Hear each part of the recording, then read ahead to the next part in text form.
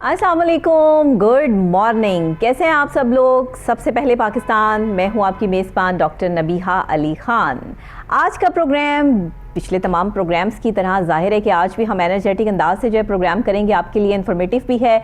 और आज का प्रोग्राम ख़ास कर उन स्टूडेंट्स के लिए है जो आइल्स करना चाहते हैं, आइल्स के स्टूडेंट हैं या फिर अभी प्लान कर रहे हैं कि हमने आइल्स करना है, जो कि इंतहाई मुश्किल काम है, इतना आसान नहीं है। इसको क्यों इतना मुश्किल बना दिया गया और आइल्स करना इतना मुश्किल क्यों है? अगर आपने बाहर कहीं जॉब लेनी है, बाहर कहीं जाकर आपने कोई बिज़नेस करना है, कुछ भी करना है, वट तो आपने वहाँ जाके जो है वो स्पेशली उनका ये कोर्स जो है वो लाजमी इसको फॉलो करना है। किन कंट्रीज़ के लिए जो है वो ये ज़रूरी है और कहाँ जाने के लिए जो है वो आइल्स किया जाता है, और कौन लोग हैं, कौन सी ऐसी कैटेगरीज हैं जिनको आइल्स करना लाजमी है और कौन सी ऐसी कैटेगरीज हैं जो ना भी आइल्स करें तो वहाँ पहुँच जाते हैं और वो काम कर सकते हैं। या फिर जैसे आपके यहाँ पाकिस्तान में कुछ ऐसे हमारे सब्जेक्ट्स हैं जो कंपल्सरी हैं, जो लाजमी हैं, इसी तरह आइल्स भी क्या लाजमी तरीन चीज़ है, लाजमी जो है वो लैंग्वेज है कि आपने आइल्स जो है वो ये कोर्स करना है, प्रॉपर तरीके से उनकी लैंग्वेज को सीखना है। ये आइल्स है क्या, इस पे बात करेंगे। साथ ही आपको एज अ मोटिवेशनल स्पीकर जो हमारे आज के गेस्ट हैं वो आपको ट्रेनिंग भी देंगे, आपको बताएंगे भी। उनकी क्लासेस के सबसे मज़ेदार बात ये होती है कि जब वो आइल्स की क्लास दे रहे होते हैं तो वो इंटरनेशनल लेवल के ट्रेनर हैं और इंटरनेशनल लेवल पे बहुत सी कंट्रीज़ के बहुत से स्टूडेंट्स उनके अपने स्टूडेंट्स हैं, पाकिस्तान के स्टूडेंट्स में और बाहर के स्टूडेंट्स में, दूसरी कंट्रीज़ के स्टूडेंट्स में उनको क्या फ़र्क लगता है, आज हम उनसे ये भी बात करेंगे। हमारे साथ मौजूद हैं पाकिस्तान के नामवर आइल्स ट्रेनर, बल्कि मैं ये कहूँगी कि इंटरनेशनल आइल्स ट्रेनर हमारे साथ यहाँ मौजूद हैं, असद याकूब साहब। अस्सलाम वालेकुम। वालेकुम अस्सलाम and thank you very much. It's a great pleasure to be back in your show. Yes, me too. आपसे मिलकर हमेशा ही खुशी होती है, पहले भी आपके साथ शो किया। और ये तो बताएं ज़रा, आपकी क्लासेस देख के मैं जितनी खुश हो रही होती हूँ ना आपके स्टेटस देख के, कि जब आप अपनी क्लास कर रहे होते हैं, आपके स्टूडेंट सामने बैठे होते हैं, तो एक तो एटमॉस्फेयर बहुत खूबसूरत होता है, वहाँ का एनवायरनमेंट बहुत अच्छा होता है, और फिर आप इतना लाइवली उनको पढ़ा रहे होते हैं कि मुझे बिल्कुल नहीं लग रहा होता कि ये कोई आइल्स की क्लास है और यहाँ पर कोई सीरियस किस्म के टीचर बैठे हुए हैं। तो ये क्या है, ये माहौल और ये एटमॉस्फेयर और साथ इतनी लाइवली अंदाज से उनको समझाना? बेसिकली मैंने जब से अपने करियर का आगाज़ किया उस वक़्त से मेरी कोशिश ये होती है कि कुछ नया किया जाए, कुछ नए तरीके से किया जाए, कुछ डिफरेंट किया जाए। हाँ। स्टार्ट मेरा भी वैसे ही था, एक छोटी सी स्ट्रीट एकेडमी से मैंने पढ़ाना शुरू किया, बेंचेस और ब्लैक बोर्ड और चौक और वो सब कुछ। लेकिन जब मैं एक लेवल पे पहुंचा तो मैंने सोचा कि ये क्लासरूम जो है, टिपिकल क्लासरूम, ये जब मैं स्टूडेंट था मुझे भी बोर कर देता था। तो क्यों ना स्टूडेंट्स को इससे निकाल के एक ऐसे माहौल में ले जाया जाए जहां पे उनको एहसास ना हो कि हम टिपिकल क्लासरूम में टेबल चेयर टीचर वाले कॉन्सेप्ट में हैं। तो मैंने इसको करने के लिए जो हमारे अच्छे लाहौर में गॉल्फ एंड कंट्री क्लब्स हैं उनका इंतखाब किया। अब क्या है, बड़ी बड़ी खिड़कियां खुली हैं, बाहर दरख्त, सीनरी, परिंदे, सूरज, ये ग्रीनरी सब कुछ नजर आ रहा होता है, बच्चे पढ़ रहे होते हैं, उनका दिल चाहता है कि हम अच्छे तरीके से पढ़ें, और फिर उनके जो ख्वाब हैं उन ख्वाबों को हकीकत का मैं टच देता हूं अपनी क्लासरूम में, उनको दिखाता हूं कि ये चीजें आपकी लाइफ की रियलिटीज बन सकती हैं। तो उससे क्या होता है, मेरा पढ़ाने का काम आसान हो जाता है, इफेक्ट होता है जब इम्पैक्ट होता है। जी एग्जैक्टली, बिल्कुल एब्सोल्युटली।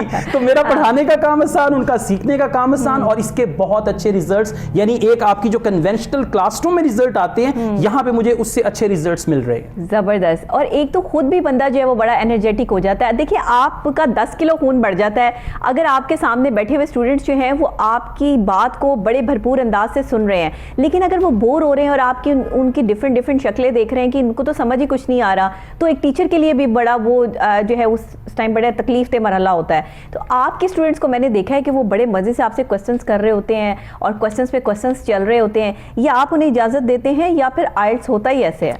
बेसिकली पता है क्या है, सबसे पहली बात तो ये कि जिस दिन मेरी क्लास होती है, मैं सुबह उठता हूँ तो मेरे दिमाग में नबिया बिल्कुल वही होता है जैसे हम बचपन में नहीं, हमारी एक दिन पिकनिक जानी होती थी, हाँ। स्कूल की पिकनिक या ट्रिप जाना होता था, तो हम लोग जंप करके बेड से उठते थे। एग्जैक्टली, तो बिल्कुल वैसे ही मैं भी एक्साइटमेंट के साथ सुबह उठता हूँ कि मेरी आज क्लास है। और बाकी जो आइल्स का डेकोरम है, स्पीकिंग मॉड्यूल, और वैसे भी मैंने अपने स्टूडेंट्स को फ्रीडम दिया हुआ है। देखिए पता है कि मैं अच्छे तरीके से प्रेपरेशन के साथ जाता हूं। मैं चाहता हूं स्टूडेंट्स मुझसे क्वेश्चंस पूछें क्योंकि मुझे उनके आंसर्स आते हैं, तो मैं स्टूडेंट्स को बहुत अप्रिशिएट करता हूं और मैंने फ्री हैंड दिया है, जिसका जब दिल चाहता है वो मुझसे क्वेश्चन करता है। और आमतौर पे नबिया ऐसा भी होता है कि स्टूडेंट्स क्वेश्चन करके टीचर को फंसाने की कोशिश करते हैं। एग्जैक्टली मैं भी यही आपसे क्वेश्चन करने लगी थी। मैं स्पोकन इंग्लिश पढ़ाता था, बच्चे मुझे कहते हैं सर स्पोकन इंग्लिश तो हम आपसे बाद में पढ़ेंगे, पहले आप बताएं लोटे को इंग्लिश में क्या कहते हैं, पहले आप बताएं जलेबी की इंग्लिश क्या है। यानी लोटे और जलेबी की इंग्लिश जान के आप कोई अंग्रेज नहीं बन जाएंगे, लेकिन फिर भी मैंने इन सब वर्ड्स की इंग्लिश ढूंढ के रखी होती थी कि अगर कोई मुझे कभी फंसाएगा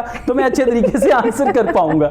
सही है, जबरदस्त। और ऐसी ऐसी चीजें जो है वो क्लासरूम में होती है ना, और लाजमी होती है, और फिर आपके टीचर बहुत ज्यादा एजेड ना हो तो फिर तो ज्यादा ही होती है। एग्जैक्टली सही। अच्छा, ये आइल्स की तरफ आ जाते हैं हम। आप इंटरनेशनल आइल्स ट्रेनर हैं, आपने मुख्तलिफ ममालिक के बच्चों को, स्टूडेंट्स को ट्रेन कर रहे हैं। इस वक्त आपकी जो है वो कितनी क्लासेस चल रही हैं, कौन कौन से ममालिक के स्टूडेंट्स आपके पास इस टाइम जो है वो इन प्रोसेस पढ़ाई कर रहे हैं, और इनमें और पाकिस्तानी स्टूडेंट्स में क्या फ़र्क आप देखते हैं? ऑलराइट, इस वक्त अल्लाह का शुक्र है कि जो 5 बर्रे आज़म हैं, हर बर्रे आज़म के हर कंट्री से हर स्टूडेंट मेरे पास मौजूद है। मतलब मेरा जो डेटाबेस है स्टूडेंट्स का, मैं एक दिन देख रहा था कोई ऐसा कंट्री जो रह गया वो कहाँ, माल्टा के जजीरे और इसके अलावा अफ्रीका के छोटे छोटे इलाके, और फिर आपके ऑस्ट्रेलिया में हर जगह पे स्टूडेंट्स। तो ऑनलाइन आप जो है वो जी के साथ आपका एग्जैक्टली ऑनलाइन इंटरेक्शन होता है। ऑनलाइन मैं इनको रेगुलर क्लास देता हूँ। अच्छा, मैंने नबिया देखा है कि हम लोग पाकिस्तान में रहते हुए ना, बड़ा आसान है पाकिस्तानी स्टूडेंट्स को ब्लेम करना कि इनकी इंग्लिश नहीं अच्छी, इनका ये नहीं है, इनका वो नहीं है।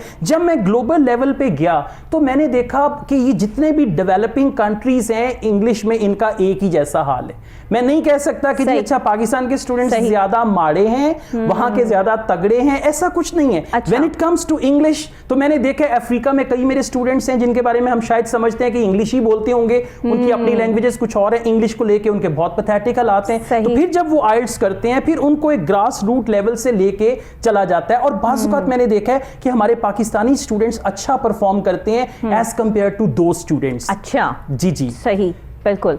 ये क्या है? ये डिटर्मिनेशन है, ये अपने आप को अप्रूव करने की जो है वो कोई अपने अंदर से कोई चीज़ निकलती है एक स्टूडेंट के कि मैंने ये करके दिखाना है, क्योंकि जहाँ मुख्तलिफ कंट्रीज़ के स्टूडेंट्स भी साथ पढ़ाई कर रहे हैं और आप भी हो, और बेशक आपके साथ जो लाइव सेशन पे वो मौजूद हो, वीडियो कॉल पे, वीडियो लिंक पे, लेकिन एक बंदे की इज्जत तो होती है ना कि पाकिस्तान से है, ये जो है वो बाहर की कंट्री से, अमेरिका से, ऑस्ट्रेलिया से, जहाँ से भी हैं। तो ये कितना आपने देखा इस चीज़ को? बेसिकली पता है क्या है, ये जितने भी लोग हैं इन सब के पीछे या तो पेन है या प्लेजर है। मतलब जितने भी लोग हैं, मेरे अफ्रीका से स्टूडेंट्स हैं, ऐसे पैथेटिक हालात में जिंदगी गुजार रहे हैं, उनके लिए पेन सबसे बड़ा मोटिवेशनल फैक्टर है। उसके बाद कुछ ऐसे स्टूडेंट्स हैं जिनके लिए प्लेजर क्या है, अगर मैं कनाडा चला गया, कनेडियन लाइफस्टाइल, कनेडियन चीजें और वो सब कुछ, तो वो प्लेजर एक बहुत बड़ा मोटिवेशनल फैक्टर है। तो इन सब लोगों में एक चीज कॉमन है कि वो या तो अपने हालात से तंग हैं और अपनी जिंदगी में कुछ करना चाह रहे हैं, करके दिखाना चाह रहे हैं। तो ये स्टूडेंट्स जब आइल्स की तरफ आते हैं, उनको प्रॉपर गाइडेंस दी जाती है।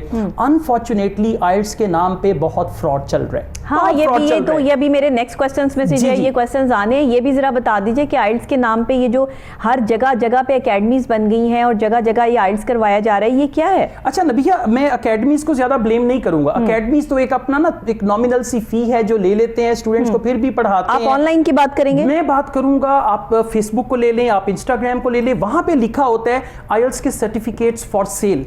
अच्छा, अब ये वो लोग है, पूरा एक माफिया है, पूरा एक गैंग है, बगैर आइल्स किए बगैर आइल्स किए आइल्स के सर्टिफिकेट्स। मेरे पास कई लोगों के रोते हुए कॉल्स आई हैं, वॉइस मैसेजेस मौजूद हैं, वो सर्टिफिकेट आपको कभी नहीं मिलता, कभी आप तक नहीं पहुंचता। ये उनका एक तरीका है आपके डॉक्यूमेंट्स हथियाने का, आपके पासपोर्ट, आईडी कार्ड, चीजें, और उसके बाद जब आप उनसे पहली रकम दे के सर्टिफिकेट का तकाजा करते हैं, वो कहते हैं पहले अगला 50% दी। अब क्योंकि आपने पहला 50% दिया होता है, आप अगला भी दे देते हैं। फिर वो कहते हैं जी आपका जो सर्टिफिकेट है उसमें ये प्रॉब्लम आ रहा है, ये एट द एंड आपको वो ब्लैक सर्टिफिकेट आपको मिलता ही नहीं है, मिलेगा कहां से? सोचिए भी नहीं। फिर कहेंगे अब जी कोरियर के चार्जेस आपने नहीं दिए, फिर कहेंगे अब आपने इंश्योरेंस के चार्जेस नहीं दिए। यानी जब तक आप उन्हें पैसे देते रहेंगे वो आपको लूटते रहेंगे और एट द एंड आप उनका नंबर ब्लॉक करेंगे। तो मैं आपके इस चैनल के तवस्सुत से, कोहिनूर टीवी के तवस्सुत से बताना चाहूंगा कि आज की डेट में आइल्स का सर्टिफिकेट खरीदने का कोई तरीका नहीं है, आइल्स का कोई 2 नंबर नहीं है, वरना आप भी पछताते हुए फिर मेरे पास आएंगे। देखिए, आइल्स का कोई दूसरा तरीका हो भी नहीं सकता। ये आपकी जो एक तैयारी होती है ये आपने खुद करनी है, ये इंडिविजुअल एक शख्स के लिए जो है वो होती है। ये नहीं होता कि आप आइल्स का सर्टिफिकेट लेके जाएं और वहाँ कह दें जी मैंने आइल्स किया और आपको बोलनी इंग्लिश आ ही ना रही हो, और वो आपका जब आगे से, क्योंकि उनकी तो हर चीज़ जो है वो अमल पे है, वहाँ बातों से काम थोड़ी चलता है। वो तो कहते हैं करके दिखाएं, ऐसे नहीं होता वहाँ पर। तो ये चीज़ें फिर जब आपको करके दिखाना पड़ेगा तो आप वहीं पे फेल हो जाएंगे, उस सर्टिफिकेट का फायदा वहाँ पे जीरो हो जाएगा। लेकिन वो कह रहे हैं कि सर्टिफिकेट मिल ही नहीं रहा। एग्जैक्टली और एक चीज और मैं यहाँ बताना चाहूंगा, आइल्स के जितना भी डेटाबेस है सब ऑनलाइन है।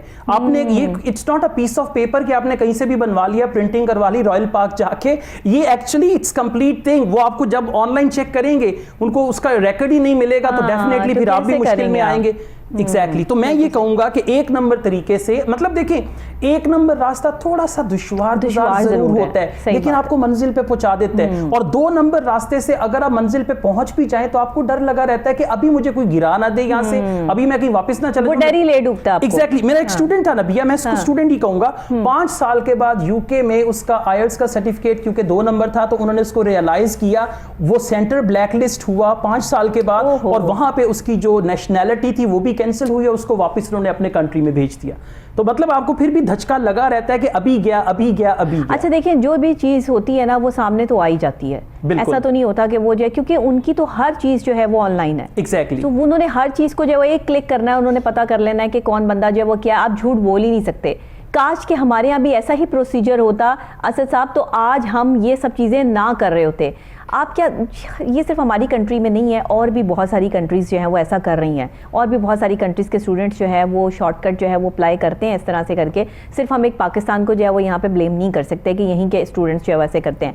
अच्छा, आइल्स के लिए जो स्टूडेंट्स आते हैं आपके पास, उनकी पहले क्वालिफिकेशन कितना होना ज़रूरी है, और आइल्स जो है वो उसमें क्या क्या चीज़ें जो है वो आप पढ़ाते हैं, और आइल्स जो है वो किन लोगों के लिए ज़रूरी है? ऑलराइट, सबसे पहले मैं आपको बताऊं, आइल्स जो है ये एक इंग्लिश लैंग्वेज का टेस्ट है। इसके लिए कोई क्वालिफिकेशन नहीं चाहिए। भले आप स्कूल नहीं गए कभी जिंदगी भर, लेकिन आपने जैसे तैसे करके इंग्लिश बोलना सीख ली, तो अब आप ये टेस्ट दे के देखना चाहते हैं कि आपकी इंग्लिश का कैलिबर क्या है, तो उसके लिए आप आइल्स कर सकते हैं। तो पहली बात तो ये कि इसके लिए कोई क्वालिफिकेशन की जरूरत नहीं है। दूसरा, आइल्स के 4 कंपोनेंट्स हैं, मतलब कोई भी आप जबान उठा लें दुनिया की, उसके 4 कंपोनेंट्स हैं, reading, writing, listening, speaking. Listening और स्पीकिंग जो है ये नेचुरल कंपोनेंट्स हैं, रीडिंग और राइटिंग जो है ये एजुकेशनल कंपोनेंट्स हैं। तो ये चारों कंपोनेंट्स हैं। फिर जब मैं स्टूडेंट्स को पढ़ाता हूं, अब याद रखिएगा, इंग्लिश में कहते हैं good listeners are the good speakers, good readers are the good writers. तो क्या होता है, मैं ये कहता हूं कि आइल्स इटसेल्फ आपकी इंग्लिश लैंग्वेज को बेहतर करता है।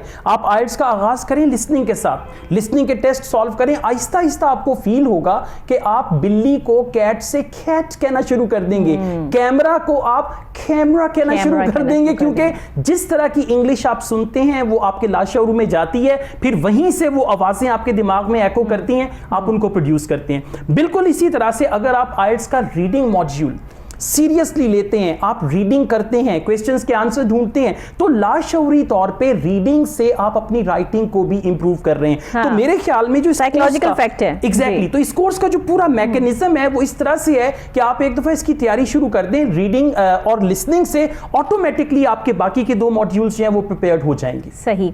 अच्छा, जब स्टूडेंट्स आपके पास आते हैं क्लास में, ये कितने टाइम का प्रोसीजर होता है, या इसमें जब तक एक स्टूडेंट जो है वो प्रिपेयर नहीं हो जाता, जब तक वो अपनी पूरी तैयारी कंप्लीट नहीं कर लेता, या वो इंग्लिश बोलने के काबिल नहीं हो जाता, तब तक आप उसको क्लास से जाने नहीं देते? क्या होता है बेसिकली पता है क्या है, मैं ये कहूँगा कि आइल्स की प्रेपरेशन में, और इसमें क्योंकि बैंड स्कोर होता है 1 to 9, आइल्स में अच्छा बैंड लेने में मेरा जो रोल है बीइंग अ ट्रेनर, मैं इस चीज़ को मानता हूँ 10% है सिर्फ। लोग मुझसे पूछते हैं जी आपके स्टूडेंट्स का रिजल्ट क्या है, मैं कहता हूँ जी मेरे स्टूडेंट्स ने 9 में से 9 बैंड भी लिया हुआ है, और मेरे ही स्टूडेंट्स ने 3 बैंड भी लिया हुआ है, जो कि आइल्स में बहुत ही मतलब कम दर्जे का एक स्कोर है। ठीक है, तो मतलब वो भी मेरे स्टूडेंट्स है। तो मैं क्यों, अगर किसी ने 9 बैंड लिया तो मैं क्यों सीना तान के कहूं कि जी वो मेरी वजह से हुआ, मेरा रोल उसमें सिर्फ 10% का है। अब क्या होता है, जब स्टूडेंट्स हमारे पास आते हैं, सबसे पहले हम उनका एक प्लेसमेंट टेस्ट लेते हैं। अच्छा। प्लेसमेंट टेस्ट में हमें पता चल जाता है कि इनकी इंग्लिश का कैलिबर क्या है। फिर हम उनसे पूछते हैं आपका डिजायर्ड बैंड क्या है। मतलब बिल्कुल ऐसा ही होगा कि अगर लड़के का रंग सांवला है और कहे जी कुड़ी मैनू गोरी चाहिए तो वो थोड़ा मुश्किल हो जाएगा,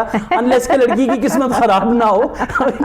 यहाँ तो यही होता है। एग्जैक्टली तो हम ये करते हैं, हम उससे पूछते हैं अच्छा बेटा ये आपका कैलिबर है, अब आप बताएं बैंड स्कोर आपको क्या रिक्वायर्ड है, फिर हम उसको मैच करते हैं। अगर तो हमें लगता है कि इसका रिक्वायर्ड बैंड आ जाएगा, उस स्टूडेंट को हम वेलकम करते हैं। अगर हमें लगता है कि नहीं आएगा, उससे हम कहते हैं पहले आप जाके इंग्लिश सीखें, अपनी इंग्लिश लैंग्वेज को इंप्रूव करें, क्योंकि यहाँ पे आपका टाइम जाया होगा, आप फी भी पे करेंगे, आगे की फी। अब आइल्स की इस वक्त जो टेस्ट फी है वो अराउंड 42,000 असेसमेंट में ही पता चल जाता है ना कि क्या है। फिर तो वहीं पे हम स्टूडेंट्स को ठीक से गाइड कर देते हैं कि आपको बेटा पहले ये करना चाहिए, फिर आप आइल्स की क्लासेस लें तो आपको अच्छे रिजल्ट्स मिलेंगे। ठीक ठीक। ये जो आपकी असेसमेंट होती हैं, जो आपकी एक सोच समझ होती है कि ये आगे आइल्स के लिए जा सकता है या नहीं जा सकता, वो क्या होती हैं, उसके प्रोसीजर क्या होता है? बेसिकली क्या होता है कि हम चारों मॉड्यूल्स पे स्टूडेंट की अंडरस्टैंडिंग देखते हैं। सबसे पहले हम उससे इंग्लिश बुलवा के देखते हैं, हम उससे कुछ जनरल क्वेश्चंस करते हैं, उससे हमें अंदाजा हो जाता है। देखिए अगर एक बच्चा कह रहा है I am get up early in the morning, right, तो आपको उस सेंटेंस से पूरा समझ आ जाती है। मुझे एक दफा व्हाट्सएप पे किसी ने कहा कि जी आप आइल्स में बैंड आने की गारंटी देते हैं, तो मैंने कहा बेटा आपके गारंटी के स्पेलिंग ही गलत है, तो मैं आपको क्या गारंटी दूं आपके बिहाफ पे कि आपको गारंटी के स्पेलिंग ही नहीं आते। तो वो हम लोग चारों मॉड्यूल्स पे, रीडिंग पे, स्पीकिंग पे, लिसनिंग पे, राइटिंग पे चेक कर लेते हैं कि इनका लेवल ये है। फिर हम देखते हैं कि इनको अगर हम लोग 45 डेज की ट्रेनिंग देते हैं तो यहाँ से यहाँ तक पाकिस्तानी कितने % देंगे आप, कितना जो है वो टाइम स्पेंड करने वाले जो है वो स्टूडेंट्स हैं हमारे पास जो इस वक्त जो है वो आइल्स कर रहे हैं, कितनी परसेंटेज? बेसिकली स्टूडेंट्स में अब इस वक्त एक बहुत बड़ी तादाद है लोगों की जो फॉरेन कंट्रीज में जाना चाहते हैं। तो मेरे ख्याल से हर 10वां स्टूडेंट, हर 20वां स्टूडेंट जो है उसकी ख्वाहिश ये है कि क्योंकि पाकिस्तान की भी तो यूनिवर्सिटीज बहुत एक्सपेंसिव हो गई ना, आप अगर एक डिग्री कर रहे हैं आपको 1 to 2 मिलियन उनको भी देना है। तो वो ये कहते हैं कि अगर हम फॉरेन कंट्री चले जाएं, खासतौर पर कनाडा की अगर हम बात करते हैं, कनाडा में 2 years एजुकेशन के बाद 3 years का वर्क परमिट मिल जाता है। अब 3 years आप दिन लगा के काम करें, पैसे कमाएं, जो भी करना है, जो 2 साल में आपने पैसे लगाए वो 3 साल में कमाए, और इन 5 सालों के बाद आपको नेशनैलिटी मिल जाती है। मतलब 5 साल का एक टेन्योर आपने कंट्री में गुजारा, तो इन कंट्रीज में ये सारे बेनिफिट्स हैं। तो मेरे ख्याल से हर 10वां 20वां स्टूडेंट जो कि अफोर्ड कर सकता है उसकी ख्वाहिश ये होती है कि बजाय लोकल यूनिवर्सिटीज में पढ़ने के मैं फॉरेन यूनिवर्सिटीज में जाके। बिल्कुल। अच्छा, वहाँ के फायदे भी बहुत हैं, डिग्रीज के भी फ़ायदे हैं वहाँ, और फिर दूसरी बात ये कि जिन्होंने जाके वहाँ पे काम करना है उसका भी फ़ायदा है। लेकिन हमने अपना तालीमी मेयार क्यों गिरा दिया? यहाँ हम तो अपने मेयार से तो बहुत नीचे गिर गए ना, हमने तो दूसरों के मेयार को और अप कर दिया कि पाकिस्तानी स्टूडेंट हो, पाकिस्तानी डॉक्टर हो, पाकिस्तानी प्रोफेसर हो, पाकिस्तानी जो है वो किसी से भी रिलेट करता हुआ कोई भी ऐसा पर्सनैलिटी हो, तो वो बाहर जाके काम करना पसंद करते हैं, पाकिस्तान में रह के काम करना नहीं चाहते। बेसिकली जहाँ तक हम तालीम के मयार की बात करते हैं तो मैं ये कहूँगा, मेरी एक दफ़ा हमने ट्रेनिंग की पुलिस फोर्स की, उसके बाद CCPO लाहौर ने हमें बुलाया ख़ास तौर पे अवार्ड वगैरह देने के लिए और सनदें देने के लिए। तो CCPO लाहौर जो है उन्होंने कोट किया कि जब हम लोगों ने ये अपना PCS का जो पूरा था वो किया, तो हम में एक स्टूडेंट था जो सबसे ज़्यादा टॉप करने वाला था, शाइनिंग था। CCPO ने बताया कि मेरी एजुकेशन बाहर की है, मैंने OA लेवल्स किए हुए हैं जिसको हम बेस्ट एजुकेशन मानते हैं, उसके बाद उनकी जो ग्रेजुएशन की डिग्री है वो भी बाहर किया था। लेकिन उन्होंने कहा कि वो स्टूडेंट सबसे आगे, हर चीज में आगे। जब उसे पूछा गया कि आपकी स्कूलिंग क्या है तो उसने बताया कि मैं टाट वाले स्कूल में पढ़ के यहां तक पहुंचा हूं। तो बेसिकली पता है क्या, मैं आपको एक चीज बताऊं, एक तो हो गया आपकी एजुकेशन का मयार, एक आपका अपना मयार है, एक अपना मयार भी किस तरीके से चीजों को सीखते हैं। आपने देखा होगा कि हमारे मुल्क की जो क्रीम है, ये पढ़े लिखे लोगों की मैं बात कर रहा हूं, पढ़े लिखे लोगों में स्कूल से आए हैं, तो मयार आपका अपना अगर बेहतर हो गया तो आप एजुकेशन जो है उसको रिसोर्सफुली यूज करके, भले उस मयार में कमी भी होगी, कोताही भी होगी, लेकिन जब आप खुद रिसोर्सफुल हैं तो ये रिसोर्सेज में अगर कमी आ भी जाए तो आप उसको ओवरलुक कर सकते हैं। आज भी एक छोटे से गांव का शहरी उठकर जो है वो एक बड़ा ऑफिसर लग जाता है, लेकिन शहरों में पढ़ने वाले और रहने वाले लोग जो हैं वो बड़े ऑफिसर नहीं लग पाते। ये चीज़ें हमारे ही सामने हो रही हैं और हम ही देख रहे हैं। तो जाहिर है वही आपकी बात आ गई कि एक तो तालीमी म्यार होता है, एक बंदे का अपना म्यार भी होता है ना, कि वो कहाँ स्टैंड कर रहा है, वो कहाँ लीड कर रहा है। लेकिन बहरहाल हमें इस वक्त में जहाँ हम आइल्स की बात कर रहे हैं, जहाँ हम इससे रिलेट करते हुए स्टूडेंट्स की बात कर रहे हैं, तो आप अगर चले जाएँ थोड़ा सा, जैसे आपने माल्टा की बात की, जैसे आपने अफ्रीका की बात की, जैसे आपने और दूसरी जो है वो कंट्रीज़ की बात की, यहाँ के स्टूडेंट्स को समझाना और उनके साथ टाइम स्पेंड करना, ये आप कैसे टाइम निकालते हैं? कौन सा ऐसा वक्त होता है जो उनको देते हैं, और फिर क्या एक कंट्री को एक टाइम दिया जाता है, किस तरह मैनेज करते हैं सब? बेसिकली मैंने अपनी क्लास के कुछ ग्रुप्स बनाए हुए। सबसे पहले तो मैं अल्लाह ताला का शुक्र अदा करता हूँ कि एक पाकिस्तानी टीचर इतने लोगों को अपने पीछे लगाया हुआ है। अल्लाह का शुक्र अदा करता हूं कि और मैदान में भी माशाल्लाह हम लोग आगे हैं। एक टीचिंग का शोबा है जिसमें लोग दूसरे कंट्री से, इंग्लिश मेरी नेटिव लैंग्वेज भी नहीं है, और अगर मैं आपको अपनी तारीख बताऊं, मैं स्कूल से भागा हुआ बच्चा हूं जिसको वापस मेरी मां ने स्कूल में डाल दिया। इंग्लिश की वजह से मैं स्कूल से भागा था, मुझे नहीं पता था। इंग्लिश की वजह से मेरा स्कूल इंग्लिश मीडियम हो गया, उसकी वजह से मैं भागा और वही इंग्लिश जो है वही मेरे काम आ गई और उसी को मैंने सीख लिया। अब जरा ये स्टोरी मुझे सुना दें कि आप जो इंग्लिश से भाग गए थे, ये फिर आप इंग्लिश की तरफ आए कैसे? ऑलराइट, बेसिकली हुआ यूं कि मेरा स्कूल जो था वो अचानक उर्दू मीडियम से इंग्लिश मीडियम हो गया। मेरे लिए इतनी मुश्किल, जान छुड़ाना मुश्किल हो गया। मैंने यहां तक अपनी मदर से कहा कि मेरा स्कूल चेंज कर दें। करते करते इंग्लिश की और मेरी जो आंख मचोली थी वो चलती रही। फिर जब मैं ग्रेजुएशन में आया तब मैंने एक सीरियस डिसीजन लिया अपनी लाइफ का। मैंने सोचा या तो कुछ ऐसा काम करो जिसका इंग्लिश से दूर तक ताल्लुक ना हो, या फिर इंग्लिश के पीछे पड़ जाओ। मतलब हमारे जो फियर्स होते हैं ना, जब तक हम अपने फियर से भागते रहते हैं वो बड़े होते हैं। साइकोलॉजिकल टर्म, जब हम खड़े हो जाते हैं अपने फियर के सामने, फिर हमें पता चलता है कि वो फियर एक गुब्बारे की तरह था, जिसको हल्की सी पेन मारी और वो फट गया। मेरे साथ भी ऐसा हुआ। 1 साल मैंने ब्रिटिश काउंसिल का ELT सेक्शन है, इंग्लिश लैंग्वेज टीचिंग, सबसे पहला बंदा मैं होता था जो वहां गेट पे खड़ा होता था लाइब्रेरी खुलने से पहले, और आखिर पे मुझे धक्के देके निकाल देते कि भाई अब कल आ जाना, लाइब्रेरी बंद होने वाली है। तो 1 साल का अरसा मैंने वहां पे गुजारा, इंग्लिश को स्टडी किया, सीखा, कुछ मुझे वहां पे फॉरेनर्स से क्लासेस लेने का मौका मिला। उसके बाद वही लैंग्वेज जिससे मैं भागता था, आज मेरी वजह शोहरत क्या है? इंग्लिश है। और मैं खुद हैरान होता हूं, मेरी फैमिली के लोग जब उनके बच्चे उनको तंग करते हैं, स्कूल से भागते हैं, स्कूल नहीं जाते, तो वो दिल को तसल्ली देते हैं ये कह के असद भी तो स्कूल से भागता था। असद को देखो अब वो किसी जगह पहुंच गया, तो हमारे बच्चे भी पहुंच जाएंगे। असद ने अपने आप को समझा भी तो सही ना, उसने अपनी उस कमजोरी को अपनी पावर बना लिया। आप पे डिपेंड करता है कि आप अपनी कमजोरी को कमजोरी समझ के जो है वो अपने आप को डिस्ट्रॉय कर देते हैं, खत्म कर देते हैं, जाया कर देते हैं, या उसी कमजोरी से फायदा उठा के आप एक पावरफुल जो है इंसान बन जाते हैं। और आज देखिए आपकी वजह शोहरत, और आज आप यहाँ मेरे प्रोग्राम में बैठी हैं और मुख्तलिफ जगहों पे आप जिस तरह से जो है वो आइल्स के कोर्सेज करवा रहे हैं, ना सिर्फ पाकिस्तान में बल्कि इंटरनेशनल लेवल पे, तो just because of English. Absolutely, आप जो है वो जाहिर है इसी वजह से कि आप जिस इंग्लिश से भागे वही इंग्लिश आपके लिए जो है वो आपकी पावर बन गई। लेकिन उसको पावर आपने बनाया, उस पर आपने मेहनत की। अगर आप उसको अपनी जो है वो कमजोरी बना लेते और आप कहते नहीं मुझे इससे भागना ही है, बस इससे भागना ही है, तो आज आप भी जो है वो शायद ये ना होते, कुछ और होते। Exactly, absolutely. बल्कि मैं अक्सर मजाक में कहता हूँ कि शायद फिर मैं कोई वेल्डिंग की दुकान पे जो है काम कर रहा होता, क्योंकि हालात मेरे ऐसे थे। नबिया जब मैं स्कूल से भागा तो मेरी मदर ने कहा कि भाई अगर तू दुनिया का नहीं है तो फिर दीन का बन जा। उन्होंने मुझे मेरा बैग तैयार कर दिया, सर पे टोपी डाल दी कि तुम्हें हम मदरसे छोड़ देते हैं, अगर स्कूल का नहीं पढ़ना तो तुम वो पढ़ लो। तो शायद मेरी किस्मत में था ये सारा कुछ करना। वालिदैन ने बार बार पकड़ के डाला मुझे स्कूल में, और अल्लाह का शुक्र है फिर मैं पढ़ गया।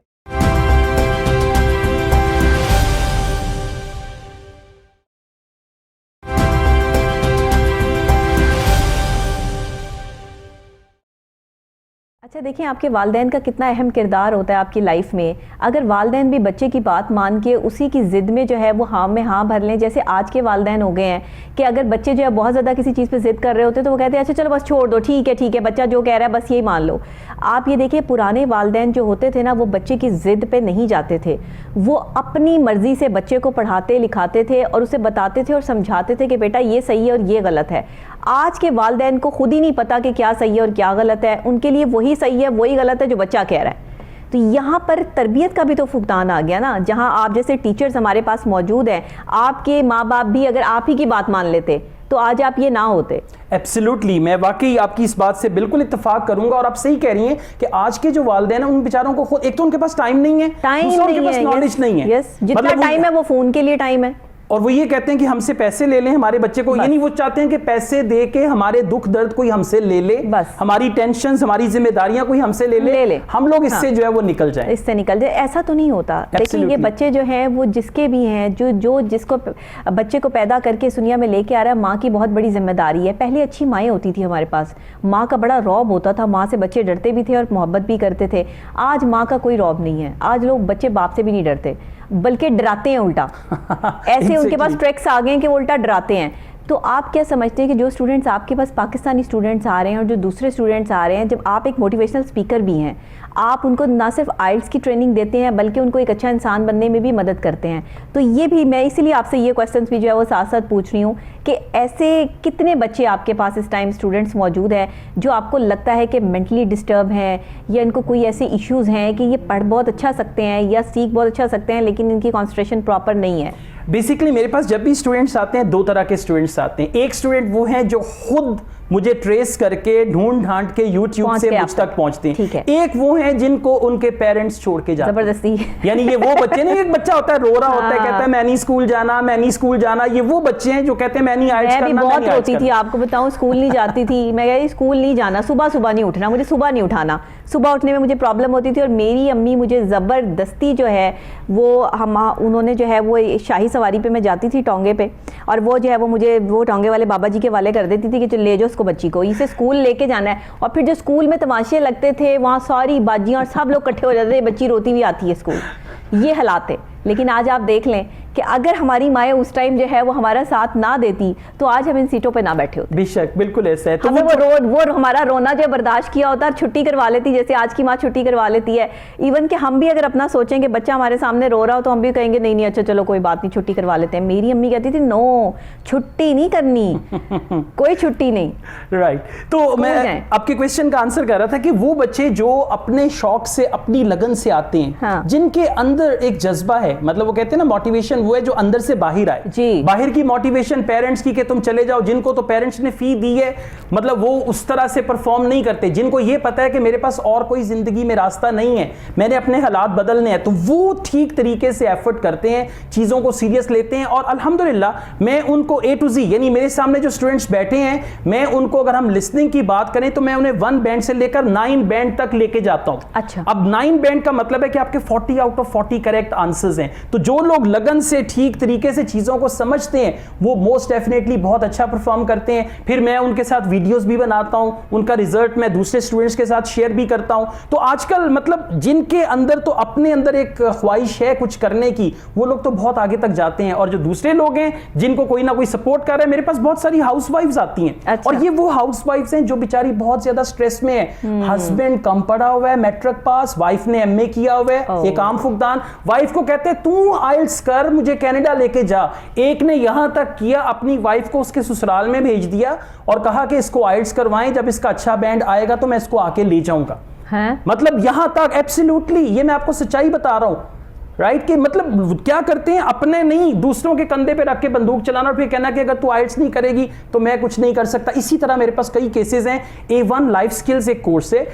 अगर आपका हस्बैंड या वाइफ इंग्लैंड में है, आप यहां पे हैं, तो आपको इंग्लैंड जाने के लिए वो कोर्स क्लियर करना पड़ता है। मेरे पास एक खातून की कॉल आई, रो रो के पागल हो रही बेचारी, कहती है अगर मैंने ये A1 ना किया तो मेरी तलाक हो जाएगी, मैं वहां जा नहीं पाऊंगी। तो यहां तक लोगों की मजबूरी है। फिर उन चीजों को हम अंडरस्टैंड करते हैं, उनकी हेल्प जहां तक हो सके हम करते हैं। और उसमें ज्यादातर लोग ऐसे हैं जो आप घोल के तो नहीं डाल सकते ना किसी के जहन में, वो तो सीखना तो उनको खुद ही है। आपने तो उनको पढ़ाना है, समझाना है। आपके पढ़ाने का और समझाने का अंदाज जितना सॉफ्ट है और जितना कंफर्टेबल है, मेरा ख्याल है लोगों को समझ आ ही जाती होगी, किसी के लिए प्रॉब्लम नहीं होती होगी। लेकिन फिर भी कुछ लोग ऐसे आ जाते होंगे जो बेचारे अपनी ओवर एज हो चुके हैं या कोई ऐसी प्रॉब्लम है या फिर बहुत छोटी उम्र के भी हैं कि जिनको नहीं समझ आ रही कि किस तरीके से जो है वो इसको कंप्लीट करना है या कहाँ आगे जो है वो बढ़ना है। लेकिन बस एक वही है कि मुझे कोई ये प्रॉब्लम ना हो जाए तो मुझे ये करना है। अच्छा, जो इस सिचुएशन के साथ आते हैं आपके पास, वो क्या इसको कवर कर लेते हैं? बिल्कुल कर लेते हैं। मनसेरा से खातून मेरे पास आई और उनकी बेसिक एजुकेशन क्या थी, बेचारी कभी स्कूल नहीं गई थी। अच्छा। राइट। उनको हमने पढ़ाना शुरू किया।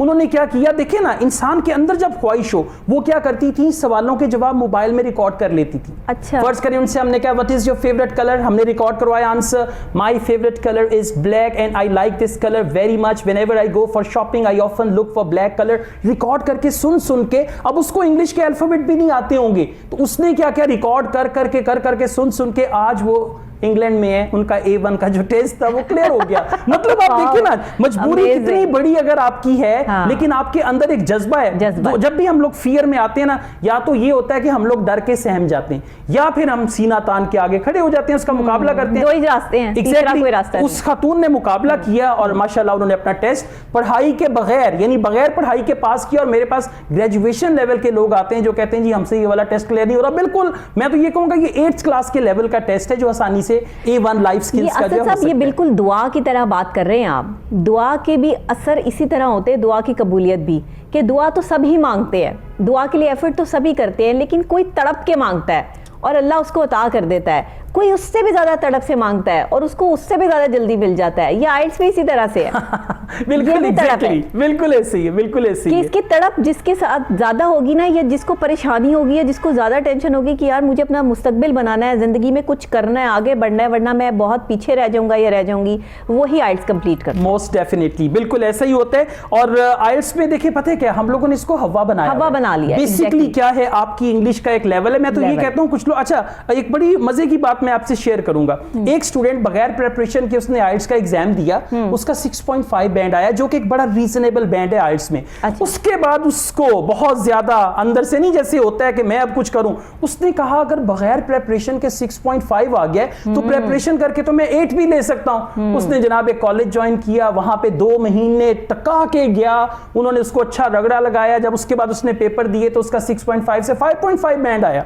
अब आप हैरान होगी कैसे मैं बताता हूं कि हमारे जो कॉलेजेस आइल्स के सो कॉल्ड कॉलेजेस हैं, वो ऐसी गलत टिप्स देते हैं जिससे बैंड ऊपर जाने की बजाय बैंड बच जाता है। अच्छा, ये एग्जैक्टली अब ऐसे राइटिंग है, ऐसे राइटिंग है। देखिए वो आइल्स में ना आपका जो नेचुरल इंग्लिश का एक स्टाइल है ना, उसको चेक करते हैं। एसेज में राइटिंग में क्या हुआ, आप किसी कॉलेज में गए, उन्होंने कहा ये 50 वर्ड्स हैं, इनको रट्टा लगा लो, ये पैराग्राफ है, इसको रट्टा लगा लो, ये शुरू में लिख देना, ये इधर लिख देना। वो जो रट्टा लगाने वाला सारा काम है, that was the reason for low band score. बेचारे की अपनी इंग्लिश इतनी अच्छी थी कि 6.5 बैंड आ गया। तैयारी करके जो उन्होंने दाएं बाएं से उसकी इंग्लिश का बेड़ा गर्क किया, उससे उसका बैंड स्कोर 5.5 पे चला गया। तो आइल्स में आपकी जो नेचुरल स्किल्स हैं उनको देखा जाता है, ये रट्टा लगा के और करके आप कुछ नहीं कर सकते। यही तो मैं आपको कह रही हूं कि हमारे म्यार क्या हो गए हैं, हम क्या लेवल, क्या जो है वो हमारे लेवल्स हो गए। हमारे हर बंदा चाहता है कि मेरा बच्चा जो है वो OA लेवल से नीचे जो है वो बात ना करे।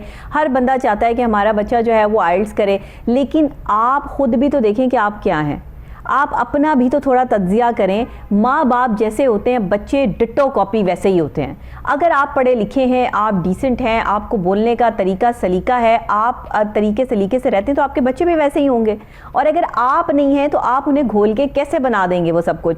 ये बहुत मुश्किल चीज़ें, मुश्किल प्रोसीजर्स हैं जो आम लोगों के समझ में आने वाली चीज़ नहीं है, क्योंकि यहाँ सब भी अपने आप को अक्ले कुल समझते हैं ना। लोग कहते हैं कि नहीं हम परफेक्ट हैं, बस हमारे अलावा और कोई नहीं सही बात कर सकता। तो ऐसा नहीं होता। बच्चों के लिए आपको अपनी बड़ी चीज़ें, बहुत बड़ी चीज़ों की कुर्बानी देनी पड़ती है, और वो हैं आपकी ख्वाहिशात। क्योंकि आप जब एक बच्चे के सामने रोल मॉडल नहीं ना बनेंगे, तब तक वो बच्चा आपको देखे बगैर जो है वो किसी भी रास्ते पे नहीं चलेगा।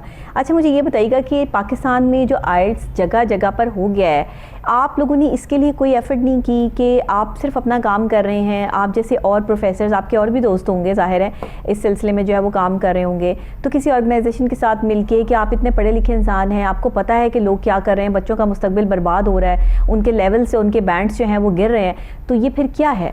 बेसिकली ना इसके लिए मैंने एक बड़ा आसान हल निकाला। मेरे पास जब भी आइल्स के लिए स्टूडेंट्स आते हैं, कुछ ऐसे होते हैं जो डिजर्विंग है। अच्छा। मतलब वो कहते हैं जी हम इंस्टीट्यूट जाना है, अफोर्ड नहीं कर सकते, यहाँ तक कि वो मेरी क्लासेस को भी अफोर्ड नहीं कर सकते। अच्छा। उनके लिए मैंने बहुत जबरदस्त किस्म के स्टडी प्लान्स बनाए हुए। अच्छा। अब ये एक स्टडी प्लान क्या है, उसमें मैंने डे वाइज सारा बताया। अगर आपने लिसनिंग करनी है, हाँ। लिसनिंग का मेरे पास 21 डेज का स्टडी प्लान है। अब ये स्टडी प्लान जो है उसमें मैंने कुछ लिंक्स शेयर किए हैं, आपको व्हाट्सएप पे वो स्टडी प्लान मिल जाता है। आप एक लिंक को क्लिक करें, आप बगैर किसी इंस्टीट्यूट गए अपना आइल्स कर सकते हैं। दूसरा, जहां तक इन इंस्टीट्यूट्स का ताल्लुक है, मतलब बहुत सारे, क्योंकि देखिए हमारे मुल्क में कोई आपको कहीं से रजिस्ट्रेशन तो करवानी नहीं पड़ती, आपने कहीं से खुद को रजिस्टर्ड नहीं करवाना। मैं आज अपनी दुकान के ऊपर एक बोर्ड लगा लेता हूं, आइल्स 8 बैंड गारंटीड, मुझे कोई पूछने वाला नहीं है। तो बिल्कुल जब ऐसे ही होता है, लोग देखते हैं अपॉर्चुनिटी कहां पे है, कहां पे आप पैसा बना सकते हैं। तो इस तरह के बहुत सारे इंस्टीट्यूट्स हैं। अब मैंने जो अपना रोल प्ले किया वो ये किया, अल्हम्दुलिल्लाह आज आप अगर यूट्यूब पे जाएं, आप वहां पे जाके IELTS लिखें तो 5वीं 6ठी वीडियो मेरी आ जाती है, मतलब नाम ना भी लिखें। अब वो क्या है, जो स्टूडेंट एक दफा मेरी वीडियोस को ढंग से देख लेता है प्लेलिस्ट में जाके, उसके बाद वो कहता है मुझे तो इंस्टीट्यूट की जरूरत ही नहीं है। फिर मैं अपनी टीचिंग का जो मेरा मेथड है उससे मैं उस स्टूडेंट को जब चीजें समझाता हूं, और आप अपना हर सब्जेक्ट, हर जो आपका एक लेसन होता है वो आप उसके ऊपर जो पोस्ट करते हैं। बिल्कुल, मैं अपनी पूरी क्लास रिकॉर्ड करता हूं 100%। मैंने ये नहीं किया कि ये फ्री है, मतलब जैसे वो नहीं बसों में जो दाल बेचने वाला होता है, थोड़ी थोड़ी दाल दे के चस्का लगा के कहता है बाकी आप खरीदें। नहीं, मैं अपनी जो क्लास, जो मेरी पेड क्लास है जिसका मैं 20,000 चार्ज करता हूं, उसको मैं रिकॉर्ड करके अगले दिन YouTube पे अपलोड कर देता हूं कि जो लोग नहीं आ सकते, जो यहाँ पे अफोर्ड नहीं कर सकते, तो वो भी उसको सीखें उससे। तो वो इस तरीके से क्या होता है कि स्टूडेंट्स जो है, अब मैंने देखा है कि बहुत सारे लोग मुझे डेली बेसिस पे जब भी IELTS का फ्राइडे को रिजल्ट आता है, मुझे अपना रिजल्ट सेंड करते हैं और कहते हैं सर ना किसी इंस्टीट्यूट में गए, ना कहीं और से गाइडलाइन ली, सिर्फ आपकी वीडियोस देखी और हमारा टारगेट बैंड अचीव हो गया। तो मेरे ख्याल से एक बड़ा अच्छा है कि स्टूडेंट्स जो भटके हुए थे उनको एक प्रॉपर प्लेटफॉर्म मिल गया। अगर आप ही इस लालच में आ जाते हैं जिस लालच में आज हम सब पड़े हैं कि ज़्यादा हो और ज़्यादा हो और ज़्यादा हो, तो शायद आप कभी भी अपनी वीडियोस रिकॉर्ड करके जो है वो ऐसे यूट्यूब के हवाले ना करते। लेकिन ये है कि जाहिर है कि एक प्लेटफॉर्म है जहाँ से आप दूसरे लोगों को मोटिवेट कर रहे हैं, दूसरे लोगों को जो है वो फ्री ऑफ कॉस्ट जो है वो ये कह रहे हैं कि आप आएँ और ये सीख सकते हैं, हम आप इससे कोई चार्ज नहीं कर रहे। वही आपने बताया कि जितना आप चार्ज करते हैं और एक स्टूडेंट जो है वो आपके कितने स्टूडेंट होते हैं एट अ टाइम आपकी क्लास में जो IELTS सीख रहे होते हैं, या आप कितने लोगों को जो है वो इजाज़त देते हैं कि एक टाइम में इतने स्टूडेंट्स होने चाहिए? एक टाइम में हम लोग अपनी क्लास में 30 to 40 स्टूडेंट्स जो है वो इनरोल करते हैं और वीकली बेसिस पे हमारा एडमिशन होता है जी। ये ऑन कैंपस क्लास में जो हम ऑन कैंपस लेते हैं, और ऑनलाइन क्लासेस में हमारे 3 बैचेस हैं, उसमें भी एक बैच में 30 to 35 स्टूडेंट्स जो है वो हम लेते हैं, और वो बड़े कंफर्टेबल, क्योंकि पता है क्या होता है, इंडिविजुअल इंटरेक्शन बहुत जरूरी है। मतलब जब तक मैं खुद इंटरेक्ट नहीं करूंगा, अब ये नहीं है कि मेरी क्लास में गाय भैंस की तरह स्टूडेंट्स भरे हुए हैं और जनाब उनको मैं तवज्जो भी नहीं दे रहा, ऐसा नहीं है। हर स्टूडेंट के साथ इंडिविजुअल लेवल पे मेरा एक कनेक्शन है। अगर मैं उनको स्पीकिंग करवा रहा हूं तो मैं एक एक को सामने बिठा के उनको स्पीकिंग करवाता हूं, फिर उनको बताता हूं कि आपका ये चीजें हैं, इस पे आप फोकस करें। तो उससे क्या होता है कि एक पर्सनल इंटरेक्शन, और फिर एक अच्छी चीज पता है क्या, मेरे लिए तो एक आम सी बात है, स्टूडेंट्स आते हैं सर आपके साथ सेल्फी लेनी है, फिर मुझे अंदाजा होता है अच्छा मैं मशहूर हो गया कि लोग मुझे कहते हैं कि सर आपके साथ सेल्फी लेनी है, तो वो थोड़ा सा एक बड़ा अच्छा भी लगता है। और एक चीज और है, स्टार्ट में मुझे लगता था कि अगर मैंने अपना पूरा इल्म YouTube पे बांट दिया तो लोग मेरे पास क्या लेने आएंगे, और मुझे लगता था कि मैं शायद हाँ जी, मुझे मेरा फियर था, मुझे लगता था कि शायद फिर मैं छनकना बजाता रह जाऊंगा और मेरे पास तो फिर कुछ भी नहीं रहेगा। लेकिन जिस दिन से मैंने अपना 100% अपना पूरा इल्म YouTube पे शिफ्ट करना शुरू किया, मुझे अल्लाह ताला ने 200% वापस करना शुरू कर दिया। यानी मैं अगर उससे पहले शेयर करने से पहले जो मेरी अर्निंग्स थी वो 100 टाइम्स ज्यादा हो गई। तो अल्हम्दुलिल्लाह आज की डेट में मेरा कोई भी ऐसा इल्म, कोई ऐसी नॉलेज नहीं है जो मैं कहूं कि जी ये पेड कोर्स है, ये फ्री कोर्स है। पेड में भी मैं वही पढ़ाता हूं जो मैं फ्री में पढ़ाता हूं, और इसके बावजूद लोगों का ना एक लर्निंग स्टाइल होता है ना, सबका डिफरेंट है। एक कहता है मैंने वीडियो देखी मुझे समझ आ गया, एक ने कहा नहीं मुझे वीडियो नहीं, मुझे आके क्लास लेनी है फिर मुझे समझ आएगा। मुझे एक दोस्त है मेरे, उन्होंने बड़ा अच्छा क्वेश्चन किया मुझसे, कहते हैं असद साहब आपकी सारी वीडियोस तो मौजूद हैं YouTube में, तो कोई आपके पास क्यों आए? तो मैंने कहा भाई एक चीज है कि आपने शाहरुख खान को मूवी में देखा, एक आप किसी कॉन्सर्ट में गए वहां शाहरुख खान आया हुआ था, आपने उसको लाइव देखा, तो आप बताएं दोनों में फर्क है? कहते हैं हाँ जी मुझे मेरे सवाल का जवाब मिल गया। तो मतलब जब लाइव आते हैं आप वो चीज, आपके पास जवाब भी तो होने चाहिए ना, दूसरे को लाजवाब करने के लिए आपके पास भी तो जवाब होने चाहिए। ये जरूरी चीज है, एक टीचर को ऐसा ही होना चाहिए। लेकिन अनफॉर्चुनेटली हमारे पास जो टीचर्स हैं यहाँ पे मौजूद, वो आगे से कंफ्यूज पर्सनैलिटीज हैं, वो ऑलरेडी घर की टेंशनों और डिप्रेशन और ये सब चीज़ें जो है वो झेल झाल के जब बच्चों को पढ़ाने के लिए क्लास में आते हैं तो उनको अपनी ही टेंशन चल रही होती है, और वो कोई ना कोई टेंशन किसी ना किसी स्टूडेंट पे निकल जाती है, और वो स्टूडेंट की कभी नाक, कभी कान, कभी गला, कभी हाथ जो है वो वहाँ पर जो है वो फिर कोई निशान पड़ जाता है, और फिर वो एक अलग से जो है वो सिलसिला शुरू हो जाता है। यहाँ पर हमें बहुत सारी चीज़ें ठीक करनी है, कोई एक चीज़ ठीक नहीं करनी, क्योंकि टीचर्स के लिए भी और स्टूडेंट्स के लिए भी आज के स्टूडेंट में और थोड़ा पिछले 10 साल पहले चले जाएं तब के स्टूडेंट्स में बड़ा फ़र्क है। आज के स्टूडेंट्स उसी की इज़्ज़त करेंगे जो वाकई टीचर होगा, ये पक्की बात है। उस वक्त में ये होता था कि हर किसी की इज़्ज़त करनी है, टीचर जैसा भी हो, जो भी हो, आपने उसकी रिस्पेक्ट करनी है। आज के स्टूडेंट्स ये चीज़ें नहीं एग्री करते, इसकी क्या वजूहात है? बेसिकली मैंने एक चीज़ बड़ी नोट की है, मुझे ना पढ़ाने का बड़ा शौक है। मैंने नेशनल रिकॉर्ड बनाया 24 आवर्स नॉन स्टॉप क्लास पढ़ा के। ये आज से कोई 11-12 साल पहले की बात है। मैंने लाहौर के एक प्राइवेट कॉलेज में मुसलसल 24 घंटे खड़े होके दिन रात सुबह 10 बजे क्लास शुरू की, अगले दिन सुबह 11 बजे क्लास खत्म की, नॉन स्टॉप लेक्चर डिलीवर किया 40 स्टूडेंट्स के साथ। अच्छा, उस दौर में आज से मैं 10-11 साल पहले की बात कर रहा हूँ, 10 साल पहले की बात करी। सीखना चाहते थे, मुझे सिखाने का शौक था। आज जब मैं सिखाने के शौक से जाता हूँ, मैंने अपनी क्लास का ड्यूरेशन रखा 5 आवर्स। तो लोगों ने कहा सर 5 आवर्स तो बहुत ज्यादा है। फिर दरमियान से क्लास को छोड़ के ना 3 घंटे बाद 4 घंटे बाद कुछ लोग जाना शुरू हो गए। तो तब मुझे अंदाजा हुआ कि ये मोबाइल को यूज कर करके आपने देखा होगा कि आपने एक लिंक पे क्लिक किया है, अगर तो वो link with in a second open हो गया तो आप ठहरेंगे। अगर 3-4 सेकंड गुजरे आप कहेंगे दफा करो इसको, मैं कुछ और कर लेता हूं। यही है, कोई फाइल डाउनलोड नहीं हो रही, आप उसको छोड़ देंगे। तो हमारे अंदर से पेशेंस खत्म हो गया है। अब वही मैं शौक रखता हूं पढ़ाने का, लेकिन जो सीखने वाले हैं अब उनका लेवल ये है कि 3 घंटे से ज्यादा हमारा स्पैन नहीं है, इससे ज्यादा हम नहीं पढ़ पाएंगे। तो इस दौर में आके फिर आपको स्टूडेंट्स को एक और अच्छा काम करना पड़ता है, आपको उन्हें टी ब्रेक देना पड़ता है, चाय के साथ 2 बिस्किट्स देने पड़ते हैं, उनके साथ फ्रेंडली होना पड़ता है। जब 1.5 घंटे की क्लास के बाद 1 कप चाय और 2 बिस्किट्स मिले और एक खूबसूरत माहौल आपको मिले, आप बाहर देखें, गपशप करें, तो फिर अगले 1.5 घंटे के लिए आप चार्ज होके आते हैं। तो ये फिर इस तरह के आप कहेंगे टैक्टिक्स जो हैं उनको यूज करना पड़ता है और यहाँ यूज नहीं होते। हम उन्हें एक ही इन्वायरमेंट में रख के वहीं पर उन पर जो है वो धौंस और धमकियां जो है वो लागू कर रहे होते हैं कि नहीं भाई गायें भैंस बकरियां जो है सामने बैठी हुई हैं, बस इनको हमने हाँकते जाना है और ये हमारे सामने जो है। ऐसा नहीं है आज का स्टूडेंट। आज का स्टूडेंट जो है वो बहुत फास्ट है, बिल्कुल डिजिटल दौर की तरह। जैसे अब डिजिटल दौर आ गया है, हर चीज़ जो है वो डिजिटल हो गई है। आप जिस जगह बैठे हैं वहीं बटन दबाएं आपका काम हो जाता है, वहीं बटन दबाएं आपका दरवाज़ा खुल गया, फ़ैन चल गया, AC चल गया, हर चीज़ तो आप जो है वो रिमोट कंट्रोल हो गया। तो अब इंसान भी आने वाले वक्त में इसी तरह रिमोट कंट्रोल हो गया कि जब इंसान का मूड बदलता है तो 1 सेकंड लगता है और मूड जो है वो चेंज हो जाता है। ये बटन वाली कैफियत हो गई है।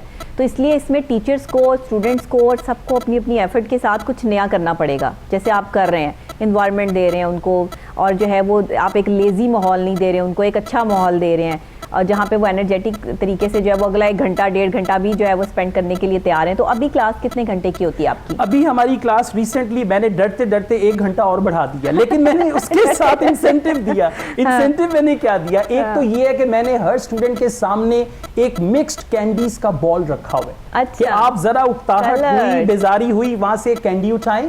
2-3 कैंडीज हैं, 2-3 ऑप्शंस हैं। पता है क्या होता है? ग्लूकोज लेवल आपका डाउन होता है। यानी मैं टीचर हूं, बोलता हूं, बोलने में उतनी एनर्जी नहीं जाती। जब मैं कोई सेशन लेने जाता हूं, सुनता हूं, तो मुझे भी जमाइयां आती हैं, मुझे भी अंगड़ाइयां आती हैं, मुझे भी लेजीनेस फील होता है। तो वो मैंने कैंडीज का बॉल जो है ना वो 2-2 स्टूडेंट्स के सामने एक रख दिया, उसमें से वो अपनी पसंद की कैंडी, और मैम को कहता हूं आपने कैंडी को चबाना नहीं है, इसको बस यहाँ पे रख लेना है। वो आहिस्ता आहिस्ता खुद ही, और उससे आपका मूड भी अच्छा रहेगा। फिर हमने क्या किया? हमने एक टी ब्रेक रख दिया दरमियान में। आप तो ये साइकोलॉजिकल ट्रीटमेंट भी दे रहे हैं ना? जी जी, और ये बहुत आप जरूरी है। हमारे नफ्सियात भी डील कर रहे हैं, बस कोशिश करते हैं। तो उससे क्या होता है कि स्टूडेंट जो है हमारे वाले काम सारे आपने पकड़े हुए हैं।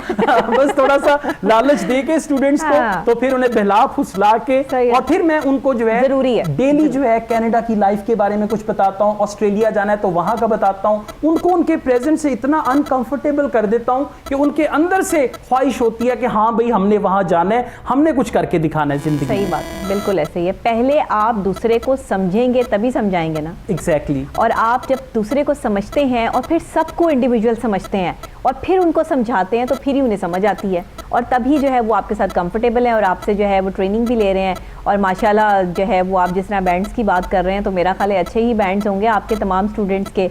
अभी जो आप के पास स्टूडेंट हैं पाकिस्तानी स्टूडेंट्स, उनकी तादाद कितनी है? पाकिस्तानी स्टूडेंट्स इस वक्त जिनको मैं पढ़ा चुका हूँ वो तो खैर लाखों में होंगे, जिन्होंने मुझसे हेल्प ली, पढ़ा। ऑनलाइन जिनको मैंने पढ़ाया वो भी तकरीबन कोई 1 साल में मैं 1 से 2,000 स्टूडेंट्स को पढ़ाता हूँ, जो कि एक बहुत बड़ा नंबर है। मतलब आइल्स को लेके एक बहुत बड़ा नंबर है, 1 to 2,000 स्टूडेंट्स। उसके अलावा जो मेरे ग्लोबल स्टूडेंट्स हैं, फिर वो एक बड़ी तादाद है लोगों की जो दिन रात मुझसे यूट्यूब पे सीख रहे हैं। कि मैं जी, सो रहा हूँ रात को, सुबह 4 बजे, सुबह 3 बजे मेरे चैनल पे लोग आ रहे हैं, वीडियोस देख रहे हैं, और इतनी अच्छी, एक ने एक दफा कमेंट किया कि इस वक्त ये तहज्जुद का टाइम है, मैं इस वीडियो को छोड़ के अब मैं नमाज पढ़ूंगा तहज्जुद की और वहां पे आपके लिए दुआ करूंगा। तो जब आपके लिए इतने लोग दुआ करने वाले हो तो फिर अल्लाह ताला क्यों नहीं आपका साथ देगा और क्यों नहीं आप ऊपर जाएंगे? बिल्कुल ऐसे ही है। अच्छा ये बताइएगा कि जिस तरह आप अपना ये सारा टाइम जो है वो मैनेज करते हैं, क्लास कितने टाइम देते हैं, ऑनलाइन क्लास किस किस टाइम होती है, सोते किस टाइम है, फैमिली को टाइम किस टाइम देते हैं, ये सब टाइम कैसे मैनेज होता है? लोगों को लगता है कि शायद असद याकूब की लाइफ बड़ी मसरूफ तरीन जिंदगी है, उसके पास किसी चीज के लिए टाइम नहीं है। मेरे पास इतना टाइम है कि मैं आपको क्या बताऊं। देखिए सबसे पहली बात यह है कि जो मेरी मॉर्निंग की मतलब फर्स्ट 3 डेज मैंने अपने ना वीक को 2 पार्ट्स में डिवाइड किया हुआ है। एक पार्ट है मंडे ट्यूसडे वेडनेसडे, एक पार्ट है Thursday Friday Saturday. Monday Tuesday Wednesday में मैं घर में पाया जाता हूँ, घर के कपड़ों में ऑनलाइन क्लास देता हूँ, सिर्फ इतना सा सही कर लेता हूँ क्योंकि इतना सा मेरा कैमरा में आना होता है, राइट। तो उसमें मैं कंफर्टेबली घर में नाश्ता भी कर रहा हूँ, खाना भी खा रहा हूँ, फैमिली के साथ गपशप भी चल रही है, इवनिंग में भी मैं घर में बैठा हुआ हूँ, सब मतलब फर्स्ट घर वाले भी खुश, एग्जैक्टली सब मुझसे खुश यार, बड़े अच्छे थे। उसके बाद जो नेक्स्ट 3 डेज है उनको मैं कहता हूँ पिकनिक डेज। उसमें मैं गोल्फ एंड कंट्री क्लब है यहाँ लाहौर में एक, वहां पे मैं जाता हूं और जनाब वहां पे सबसे पहले ये है कि असद याकूब ने क्लास शुरू करनी है सुबह 10 बजे, ठीक 10:45 पे एक कॉफी का कप मेरी टेबल पे आ जाना है। अब वो मैं कॉफी भी पी रहा हूँ, पढ़ा भी रहा हूँ, इतना अच्छा एनवायरनमेंट, वही वाला काम हो गया ना सारा मायने नफ्सियात वाला कि कॉफी के कप के बगैर जो है एक तो प्रोग्राम नहीं करना या जो है वो काम नहीं करना, और हमारा भी यही जो है वो कॉन्सेप्ट है। और आप ये देखिए कि ये वो चीज़ें हैं जो आपका मूड और आपका माइंड चेंज करती हैं। Absolutely. आप एक ही चीज़ को साथ लेके जो है वो चलते रहेंगे तो आप बोर हो जाएंगे। और मेरा भी यही प्रोसीजर है कि मैं भी एक कलर, एक चीज़ बहुत जल्दी जो है वो उससे बोर हो जाती हूँ कि आप ठीक है, अब कुछ चेंज होना चाहिए, अब कुछ चेंज होना चाहिए। इसीलिए हम डेली नए सुबह नए आगाज़ और नए अंदाज और नए टॉपिक के साथ जो है वो अपने नाजरीन को मिलते हैं और डिस्कस करते हैं। मेरा बस चले ना तो मैं सेट भी चेंज कर दूँ डेली। ये मेरा बस नहीं चलता। रोज आप अपना डेटा ट्रांसफर कर रही हो इधर से इधर से मैं कुछ ना कुछ सेट में जो है वो डेली की चेंजिंग कर दूं, लेकिन ऐसा मैं कर नहीं सकती क्योंकि ये सब जो है वो प्रोड्यूसर साहिबान के हवाले है, उन्होंने मुझे फिर पीछे से बोलना शुरू हो जाना है। तो ये चीज़ें होती है, लेकिन ये हमारी ज़रूरत है और हमें ये आंखों को एक ही चीज़ देख देख के ना बंदा बोर हो जाता है। आप वर्सटैलिटी नहीं देंगे, आप स्टाइल नहीं देंगे तो लोग आपको नहीं देखेंगे, लोग आपसे बात नहीं करेंगे, लोग आपको सुनेंगे नहीं। और जिस तरह आप काम कर रहे हैं आइल्स के हवाले से, इंटरनेशनल लेवल पे काम कर रहे हैं, आप अगर वैरायटी नहीं देंगे तो कोई आपको नहीं सुनेगा, कोई आपके पास नहीं आएगा। आज अगर स्टूडेंट्स आपके पास आ रहे हैं तो जस्ट बिकॉज ऑफ वैरायटी, कि आपने उनको एक नया एटमॉस्फेयर दिया है। क्या पैगाम देना चाहेंगे हमारे पाकिस्तानी स्टूडेंट्स को, हमारे पाकिस्तानी उन बच्चों को, उन आने वाले नए स्टूडेंट्स को जो आइल्स करना चाहते हैं, बाहर जाना चाहते हैं, कोई जॉब या पढ़ाई करना चाहते हैं, क्या कहेंगे? देखिए मैं ये कहूँगा कि आप अगर आयल्स करना चाहते हैं तो आयल्स को अपनी ज़िंदगी का मकसद बना लें फॉर द टाइम बीइंग, क्योंकि आयल्स करने का ड्यूरेशन आपका 2 to 3 मंथ्स का होता है आमतौर पे एवरेज। इन 2 to 3 मंथ्स में आयल्स को अपना ओढ़ना बिछोना बना लें और उठते बैठते जागते सोते चलते फिरते सोचें कि आयल्स को करने के बाद मुझे जो ज़िंदगी मुयस्सर आएगी उसमें कितनी फैसिलिटीज़ होंगी, कितना अच्छा लाइफस्टाइल होगा, मतलब मेरी ज़िंदगी की मज़ीद कदर हो जाएगी। और फिर आपके इर्द गिर्द के जो लोग हैं जिनको जब आप डॉलर्स भेजेंगे, पंजाबी में मैं कहता हूँ डॉलर, जब आप उनको डॉलर भेजेंगे और वो यहाँ पे जाके करेंसी एक्सचेंज करवाएंगे, आपके मुल्क को कितना फॉरेन एक्सचेंज मिलेगा, आपकी फैमिली में और रिलेटिव्स में खुशहाली आएगी, इज्जत बढ़ेगी। और विन विन हम किसको कहते हैं? विन विन यही तो होता है कि एक बंदा गया, उसके बाद उसने यहाँ पे शादी की, एक और को बुला लिया साथ, फिर उसके बाद करते करते, तो ये चीजें जो हैं ये सिर्फ आप अपने लिए नहीं कर रहे। अगर आप थोड़ा सा ब्रॉडर स्पेक्ट्रम में देखें, आप अपनी फैमिली के लिए कर रहे हैं, आप अपने मुल्क के लिए कर रहे हैं, तो ये एक बहुत बड़ी जिम्मेदारी आपके कंधों पे है। अगर तो आप इससे अच्छे से नबूरत आज़मा हो जाते हैं तो फिर फ्यूचर आपका भी ब्राइट होगा और इर्द गिर्द वालों का भी ब्राइट होगा। बहुत शुक्रिया असद याकूब साहब आपका, आप बहुत अच्छे अंदाज से जो है वो इंटरनेशनल लेवल पे आइल्स की ट्रेनिंग दे रहे हैं। एज अ मोटिवेशनल स्पीकर भी आपके जो है वो अपने फ़राइज़ सर अंजाम दे रहे हैं। अल्लाह ताला आपके इल्म में और आपके हुनर में और मज़ीद जो है वो इजाफा फरमाए और आपके स्टूडेंट्स में भी। आमीन, थैंक यू वेरी मच, जज़ाकल्लाह, बहुत शुक्रिया। बहुत शुक्रिया। और नाज़रीन आपका भी बहुत शुक्रिया। जो आइल्स करना चाहते हैं, आगे बाहर जाना चाहते हैं, वो असद याकूब साहब से भी रब्ता कर सकते हैं। आप हमारा प्रोग्राम जो है वो उसको लाइक भी किया करें, शेयर भी किया करें और कमेंट्स लाजमी किया करें, क्योंकि जब आप यूट्यूब पर जो है वो जाएंगे और Kohinoor at 9 with doctor Nabiha Ali Khan date के हिसाब से लिखेंगे, क्योंकि डेली मेरा program 7 days in a week आप सुबह 9 बजे देखते हैं।